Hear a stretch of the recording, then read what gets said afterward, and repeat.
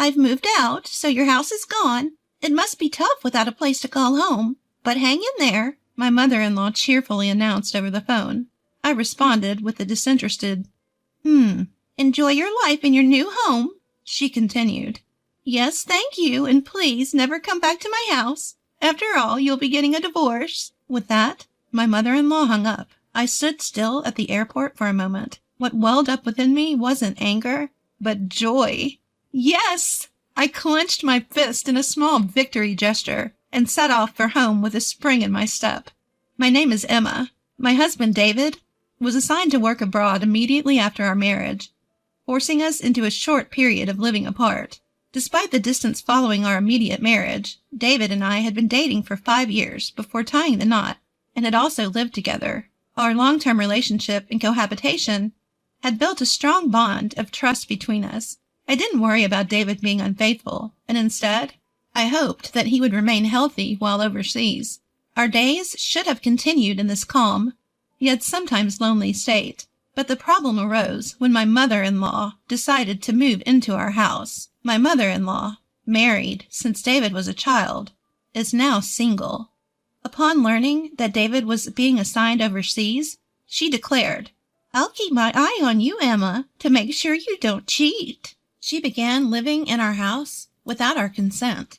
Apparently, she was cheated on and subsequently abandoned by my father-in-law, whose whereabouts are unknown. To prevent David from experiencing the same thing, she decided to monitor me, but the constant surveillance made life unbearable. Desperate, I turned to David for help.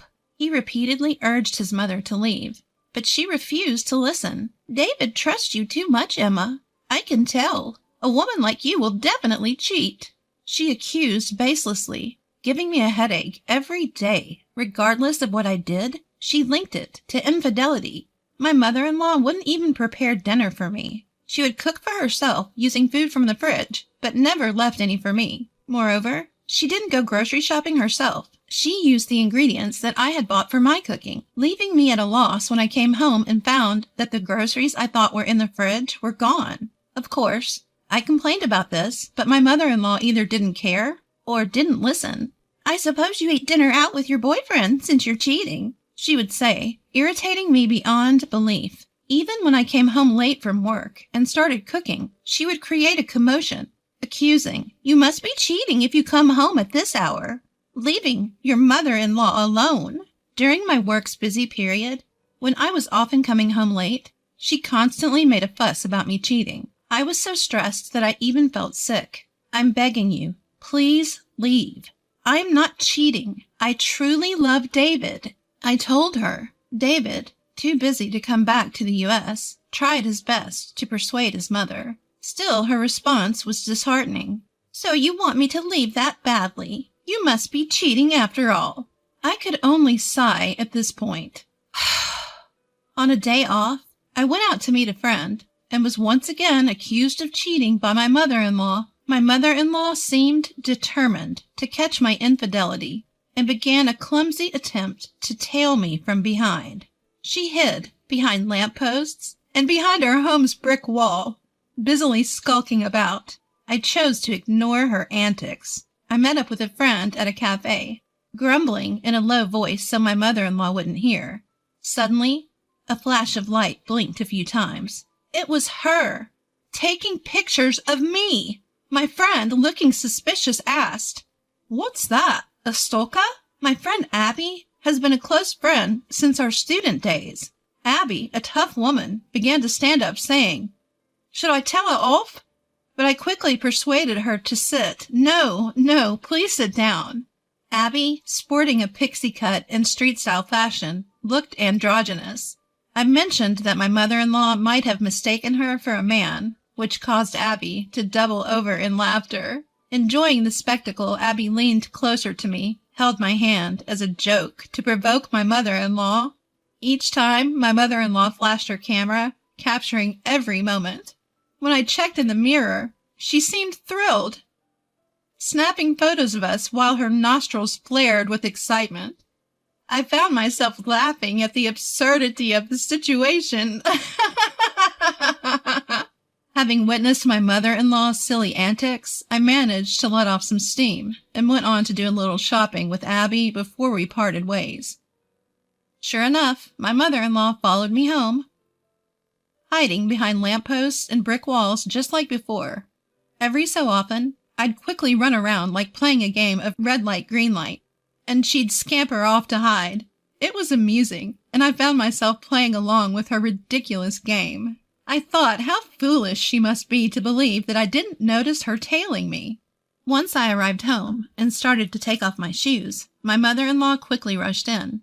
If she was tailing me, she could have at least delayed her return home. I was taken aback when she excitedly showed me a disposable camera. "Emma, I finally got proof of your infidelity. I'm going to send all of these to David, so be prepared." "Oh, really? Good luck with that." She didn't like my nonchalant response and spent the rest of the time buzzing around me like a nagging child. "Are you okay with this? It's proof of infidelity. Your face and his are both clear in the photos." But I calmly kept responding, "That's fine." While it was unfortunate that Abby's androgynous look got her mistaken for a man, David had met Abby several times before we got married.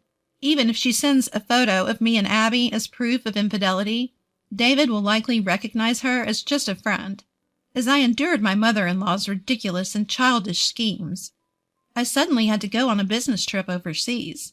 It was a shame that I wouldn't be able to meet David because it was in a different country, but it couldn't be helped. I informed my mother-in-law, who I live with, about my business trip, although I didn't ask for her input. In her mind, it seemed to translate into a romantic getaway. While I was preparing for my business trip, my mother-in-law smirked and said, "It'll be a big problem if you come back pregnant from your romantic getaway. David hasn't seen you in a while, so it won't be easy to pretend that the baby is his."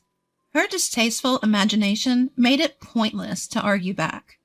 I responded nonchalantly, "Yes, indeed, but it's a business trip, not a romantic getaway," and I left for my trip. My business trip was busy and hectic, and the days flew by in a whirl. When I finally returned to the U.S., I was exhausted. My boss, who had also joined the trip, seemed worn out as well and left for home. I had planned to buy some duty-free sweets before going home, so I took a break on a bench. At that moment, my phone rang. It was a call from Abby, and she told me something surprising. Emma, welcome back. There's something I need to tell you. Your mom came to the company our family runs." "What?" "The company run by Abby's family isn't the type that ordinary people visit. When I learned that my mother-in-law had gone there, I felt my blood boiling. Abby told me how she handled my mother-in-law and asked me if she went overboard. I replied no, I think it was just right. After laughing and ending the call with Abby, it was just about time to leave when I got another call from my mother-in-law. "Emma, you should be back from your trip now.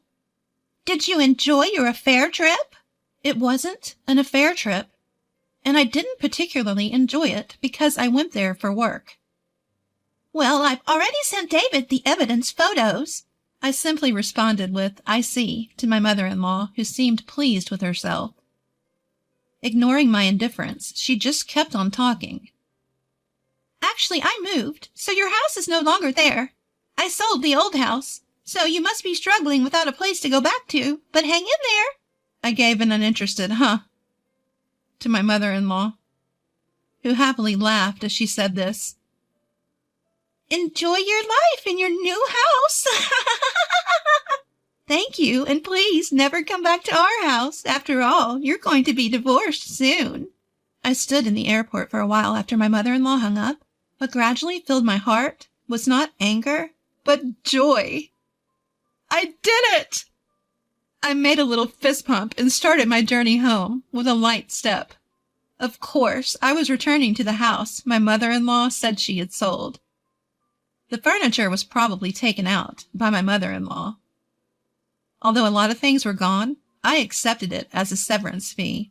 I immediately called the locksmith to replace the front door lock, so that my mother-in-law could not get in even if she returned. Then, I lay down in the living room, comfortably, celebrating the freedom I had finally attained. I made another fist pump inside the house, shouting, I did it! The next day, I got a call from my mother-in-law. What's wrong? I asked her, maliciously, as she spoke in a flustered manner. She was trembling as she said, Actually, I thought I sold the house, but it turns out I didn't. It seems I borrowed money without realizing it. Debt collectors are coming, and it's really scary. That must be terrifying, because the company she unknowingly visited, thinking it was Abby's parents, was on the surface a real estate company, but its hidden side was a loan sharking business. According to Abby, they had told her repeatedly that the house couldn't be sold. The house was in David's name, so she couldn't just sell it on her own. Having been turned down by all the real estate agencies she went to, she ended up at the company Abby's parents ran. To her desperate plea to sell the house, they gave her a promissory note for a large amount of debt to sign. But she thought she was selling the house and signed it without reading the content. The document seemed to obligate her to repay $1,000 every day. She managed to pay off the debt collectors for today, but she doesn't have the means to prepare $1,000 every day from tomorrow on. So she came crying to me. Please, Emma, you have to help me. The debt collectors are pounding at my door from dawn. It's terrifying. I can't sleep well, and I don't have much money. I used the money I borrowed to buy a new house, so I don't even have any savings left. I know what. Please, transfer $10,000 to my account every week until I've paid off the debt. Do you think there will ever come a day when you can pay off the company's debt? I don't think it will. Even if you combine my income with David's, it's impossible to transfer $10,000 every week. I'm sorry, but your only choice is to work hard and earn it yourself. What? As if there's a day job out there where I can earn $1,000 every day. Well, why don't you try talking to the company you borrowed money from? They might be able to introduce you to a good job. I meant it as a joke. But my confused mother-in-law said, Really? Then I'll go and see. And she hung up the phone. I thought to myself, oh dear. There was no stopping my mother-in-law now. I heard from Abby later that my mother-in-law suddenly showed up at the company and said, I have no choice but to work because I have no money. Is there a simple and easy job where I can earn more than $1,000 a day? Abby and her team did find my mother-in-law a job. A company where many people sleep in dilapidated shacks that serve as employee dormitories. In that company, they work tirelessly day and night, doing quite a bit of physical labor. Even elderly people are made to work relentlessly.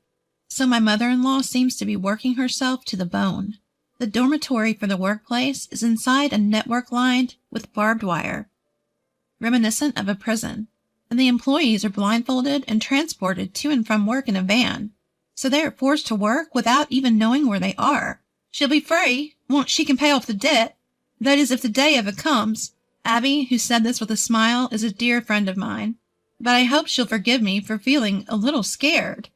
Several weeks after my mother-in-law disappeared, David's overseas assignment ended, and he returned home. When I told David what had happened, he only said, There's nothing we can do about my mom. All we can do is wish her a long life from afar.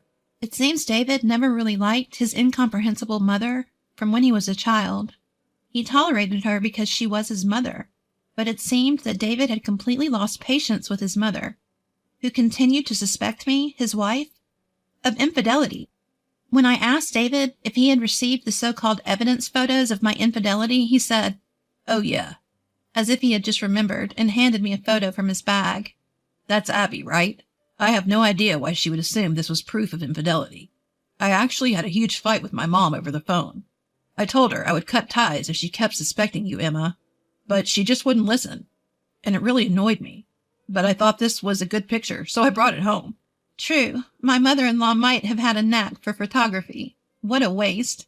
The photo of Abby and me taken from behind by my mother-in-law, paired with the beautiful scenery, had a sense of style, as if it were a page from a photo album. It was kind of funny how Abby was playfully making a peace sign behind her back. It was just so Abby. We owe Abby a lot. We should pay her a proper visit sometime soon. Just make sure you don't sign any documents she might try to get you to sign. I'll never sign any document that Abby gives me. Chuckling together, David and I were finally able to live like a newlywed couple. We had no idea what happened to my mother-in-law afterwards, but she's probably still doing hard labor somewhere in the States. We felt like we could find out where she was if we asked Abby, but neither David or I had any desire to track down my mother-in-law. David and I continued to live happily together, and I gave birth to our first child. We are enjoying our blissful days.